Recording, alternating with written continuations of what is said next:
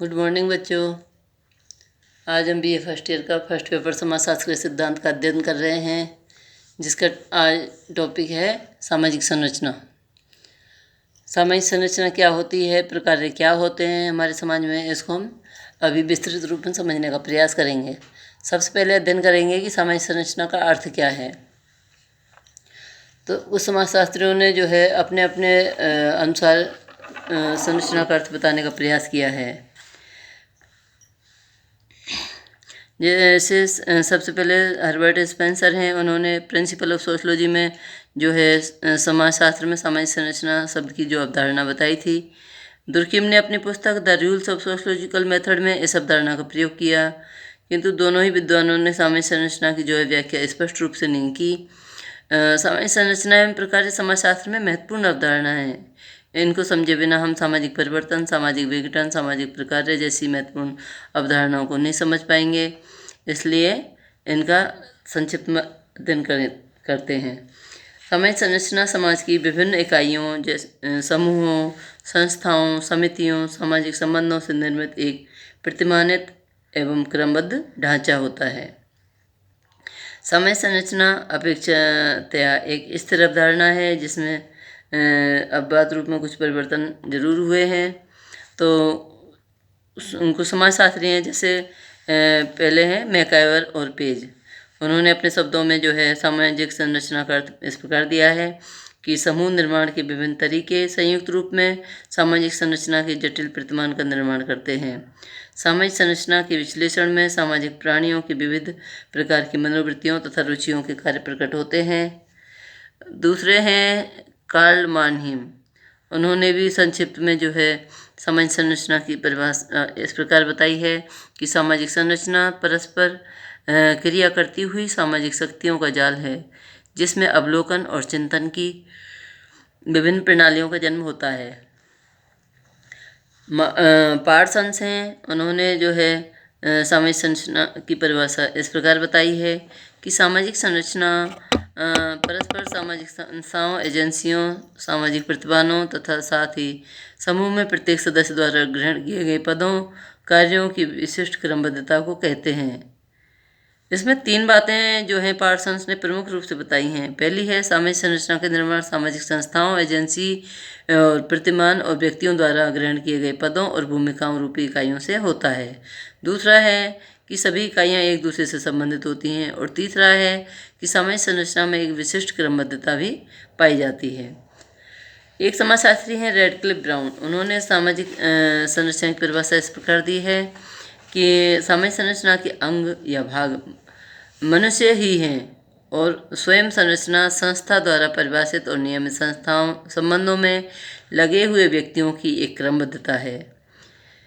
उन्होंने कहा है कि वास्तविक जीवन में हम देखते हैं कि मनुष्य परस्पर सामाजिक संबंधों द्वारा बंधे हुए हैं। वास्तविक रूप से पाए जाने वाले इन संबंधों के द्वारा ही सामाजिक संरचना का निर्माण होता है। मनुष्यों के पारस्परिक संबंध स्वतंत्र नहीं होते, बल्कि संस्थाओं और नियमों द्वारा परिभाषित, नियमित और नियंत्रित होते हैं। इस प्रकार सभी समाजशास्त्रियों ने अपने अपने अनुसार जो है इसको सामाजिक संरचना को समझाने का प्रयास किया है। अब हम सामाजिक संरचना की कुछ विशेषताओं का अध्ययन करेंगे। पहली विशेषता है सामाजिक संरचना समाज की बाह्य स्वरूप का बोध कराती है। जैसे हमारे शरीर से जो है समाज की तुलना हम कर सकते हैं। जैसे हमारा शरीर जो है आँख, नाक, कान, हाथ, पाँव, सिर, पेट आदि सभी इकाइयों का एक व्यवस्थित क्रम जो है वो परस्पर रूप से जुड़े हुए हैं। तो शरीर रूपी एक ढांचे का निर्माण होता है, जिसके बाह्य रूप को स्पष्टतः हम देख सकते हैं। इस प्रकार से समाज का निर्माण करने वाली इकाइयाँ भी क्रमबद्ध रूप से जुड़ी हुई हैं। विवाह, परिवार, समुदाय, समिति, संस्था, ये सब जो है ये समाज को यानी अंदर से जोड़ती हैं। दूसरी विशेषता है सामाजिक संरचना अखंड व्यवस्था नहीं है। प्रत्येक संरचना का निर्माण विभिन्न इकाइयों से होता है। ये इकाइयाँ व्यक्ति, समूह, संस्थाएं, समितियाँ आदि होती हैं। इस प्रकार प्रत्येक संरचना कई खंडों से मिलकर बनती है। तीसरी विशेषता है सामाजिक संरचना अंतः संबंधित इकाइयों का एक व्यवस्थित स्वरूप है।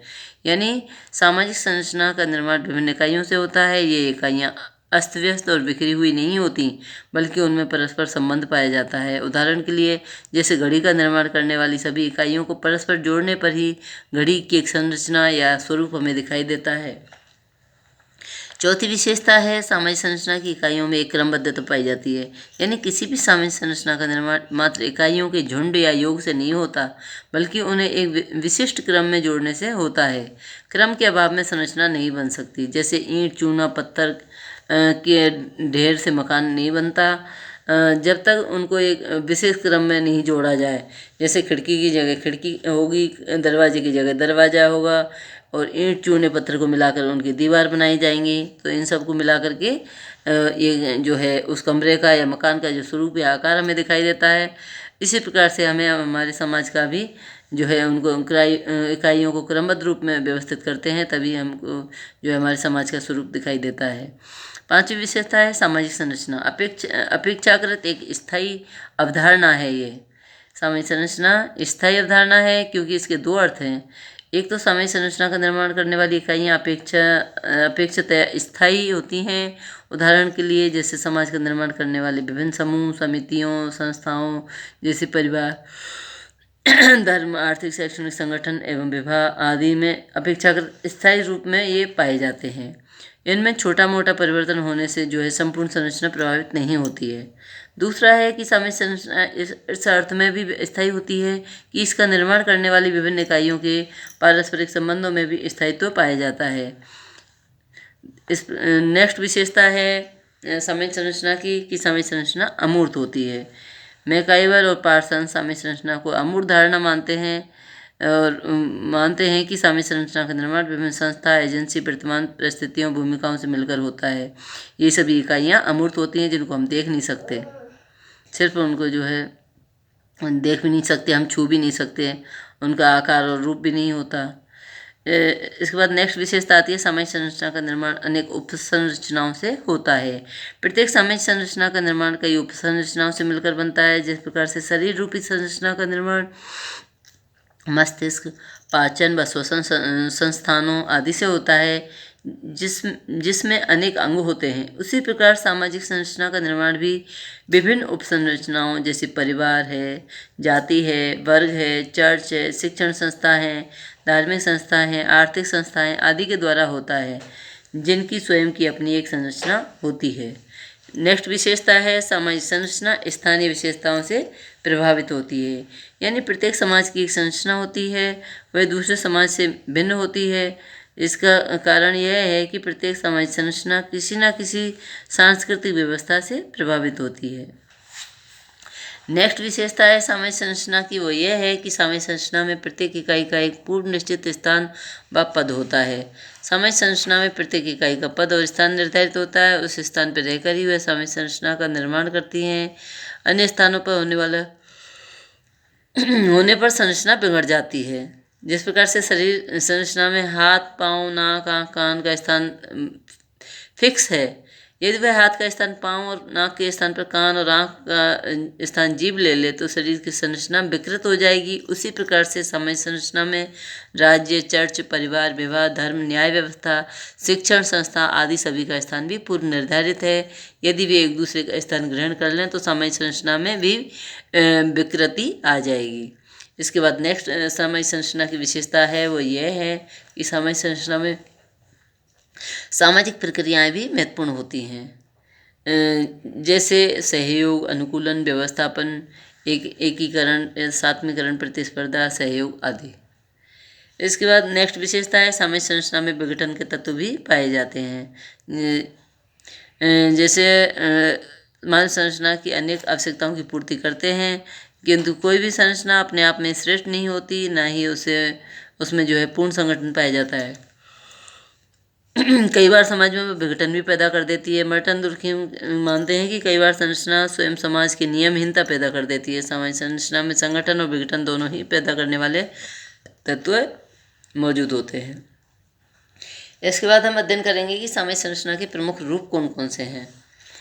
तो पार्सन्स हैं, उन्होंने मूल्यों के आधार पर जो है सामाजिक संरचना के 4 रूप बताए हैं। पहला है सार्वभौमिक सामाजिक मूल्य जो सारे समाज में फैले होते हैं। उदाहरण के लिए जैसे सच्चाई और ईमानदारी सभी समाजों में उत्तम गुणों के रूप में स्वीकार किए जाते हैं। दूसरा है पार्सन्स ने बताया है कि विशिष्ट सामाजिक मूल्य, यानी जो किसी समाज विशेष तक ही सीमित होते हैं। उदाहरण के लिए जैसे पतिव्रत का आदर्श हिंदुओं में पाया जाता है। तीसरा है अर्जित सामाजिक मूल्य, जिनका संबंध व्यक्ति के प्रयत्नों द्वारा प्राप्त किए गए पदों से होता है। और चौथा जो सामाजिक मूल्यों के आधार पर संरचना का रूप है वह है प्रदत्त सामाजिक मूल्य, जिनका संबंध जन्म या परंपरा द्वारा निर्धारित पदों से होता है। इन 4 प्रकार के सामाजिक मूल्यों के आधार पर सामाजिक संरचना के भी 4 रूप हमारे समाज में पाए जाते हैं। जैसे पहला है सार्वभौमिक प्रदत्त प्रतिमान। इस प्रकार के प्रतिमान में 2 प्रकार के प्रतिमान सार्वभौमिक और प्रदत्त आते हैं। कुछ समाज ऐसे हैं जिनमें प्रदत्त प्रतिमानों को सार्वजनिक रूप में स्वीकार किया जाता है। ऐसे समाज में परंपरागत आदर्श और कर्तव्यों की ओर अधिक झुकाव पाया जाता है। दूसरा है सार्वभौमिक अर्जित प्रतिमान। इस प्रकार के प्रतिमानों में सार्वभौमिक और अर्जित इन 2 प्रतिमानों का समावेश होता है। तीसरा है विशिष्ट प्रदत्त प्रतिमान। इस प्रकार के प्रतिमान रक्त संबंध और स्थानीय समुदायों पर आधारित होते हैं। इस प्रकार के जो सामाजिक संरचना है उसमें व्यक्तिगत गुणों को अधिक महत्व दिया जाता है और सामाजिक संगठन को बनाए रखने के लिए नैतिकता और प्रत्येक व्यक्ति द्वारा किसी न किसी प्रकार का जो है कार्य करना आवश्यक माना जाता है। ऐसी सामाजिक संरचना वाले जो समाज हैं उदाहरण जो है स्पेन में मिलते हैं। चौथा जो प्रमुख रूप बताया संरचना का वो पार्सन्स ने वो ये है कि विशिष्ट अर्जित प्रतिमान हैं। इस प्रकार के मूल्य सार्वभौमिक के स्थान पर विशिष्ट मूल्यों पर अधिक जोर देते हैं। उदाहरण के लिए परिवार गोत्र वंश का महत्व भारत और चीन में अधिक पाया जाता है। इसके बाद हम अध्ययन करेंगे कि सामाजिक संरचना के जो स्तर हैं वो कौन कौन से होते हैं जो हमारे समाज में पाए जाते हैं। तो एक समाजशास्त्री हैं जॉनसन, उन्होंने सामाजिक संरचना को 2 स्तरों में बांटा है। पहला है प्रकार्यात्मक उपप्रणाली और दूसरा है संरचनात्मक उपप्रणाली। तो उनका प्रथम है प्रकार्यात्मक उपप्रणाली। इसका अध्ययन करेंगे हम कि प्रत्येक समाज को उन्होंने अपने अस्तित्व के लिए समस्याओं का निवारण, आवश्यकताओं की पूर्ति करनी होती है, उसका अध्ययन किया है। वे हैं प्रतिमानों को बनाए रखना, तनावों को दूर करना, अनुकूलन, उद्देश्य प्राप्ति, यानी ऐसा न होने पर समाज अपना अस्तित्व और विशेष स्वरूप खो देता है। इनमें से प्रत्येक समस्या के लिए एक प्रकार्यात्मक उपप्रणाली होती है। उदाहरण के लिए अर्थव्यवस्था वह प्रकार्यात्मक उपप्रणाली है जो समाज के अनुकूलन से संबंधित है। अर्थव्यवस्था वस्तुओं और सेवाओं को उत्पन्न करती है और समूह समितियों की आवश्यकताओं की पूर्ति करती है। परिवार रूपी प्रकार्यात्मक उपप्रणाली समाज में समाजीकरण द्वारा दिन प्रतिदिन के तनावों को दूर करने और सामाजिक प्रतिमानों को बनाए रखने का कार्य करती है। उद्देश्यों की पूर्ति में सरकार रूपी उपप्रणाली महत्वपूर्ण है। इन सभी में एकीकरण और समन्वय स्थापित करने में वकालत का व्यवसाय, धार्मिक नेता, पत्रकार, सामाजिक कार्यकर्ता आदि महत्वपूर्ण भूमिका निभाते हैं। इसके बाद जो है दूसरी जॉनसन ने बताई है संरचना, वो ये है कि संरचनात्मक उपप्रणाली। पहली तो थी प्रकार्यात्मक उपप्रणाली, दूसरी है संरचनात्मक उपप्रणाली। यानी समाज की प्रकार्यात्मक उपप्रणालियाँ अमूर्त होती हैं जबकि संरचनात्मक उपप्रणालियाँ मूर्त समूह से बनी हुई होती हैं, जैसे नातेदारी तंत्र परिवारों, गोत्रों और वंश समूह से बना होता है। इसके अतिरिक्त चर्च, शिक्षा प्रणाली आदि भी संरचनात्मक उपप्रणालियाँ हैं। संरचनात्मक उपप्रणालियाँ मूर्त और वास्तविक होती हैं। इसके बाद हम संक्षिप्त में अध्ययन करेंगे कि प्रकार की अवधारणा, यानी प्रकार की अवधारणा को हम शरीर के उदाहरण के माध्यम से समझ सकते हैं कि शरीर की संरचना का निर्माण विभिन्न इकाइयों अंगों से होता है, जैसे हाथ, पाँव, नाक, कान, पेट, हृदय, फेफड़े आदि से मिलकर बनता है, जो हमें अभी थोड़ी देर पहले अध्ययन कर चुके हैं। शरीर के ये विभिन्न अंग यानी शरीर व्यवस्था को बनाए रखने, अनुकूलन में अपना योगदान देते हैं। जो कार्य करते हैं उसे ही इन इकाइयों का प्रकार कहा जाएगा। रेडक्लिफ ब्राउन ने इसकी जो है प्रकार की परिभाषा इस प्रकार दी है कि किसी सामाजिक इकाई का प्रकार उस इकाई का वह योगदान है जो वह सामाजिक व्यवस्था की क्रियाशीलता के रूप में सामाजिक जीवन को देती है। प्रकार्य एक आंशिक प्रक्रिया द्वारा उस संपूर्ण क्रिया को दिया जाने वाला योगदान है जिसका वह एक भाग है। जॉनसन ने जो है प्रकार की अवधारणा इस प्रकार दी है कि किसी भी आंशिक संरचना जैसे एक उपसमूह, एक भूमिका, एक सामाजिक नियम, एक सांस्कृतिक मूल्य का वह योगदान जो वह एक सामाजिक व्यवस्था या उपव्यवस्था की एक या अधिक आवश्यकताओं की पूर्ति हेतु करे, वही प्रकार्य कहलाता है। मर्टन ने प्रकार्य के बारे में जो अपनी अवधारणा दी है वह इस प्रकार है कि प्रकार्य वे अवलोकित परिणाम हैं जो कि सामाजिक व्यवस्था के अनुकूलन या सामंजस्य को बढ़ाते हैं। तो इन सभी परिभाषाओं के आधार पर हम कह सकते हैं कि प्रकार्य समाज व संस्कृति की इकाई का वह योगदान है जो इनकी निरंतरता और व्यवस्था बनाए रखने में सहायक होता है।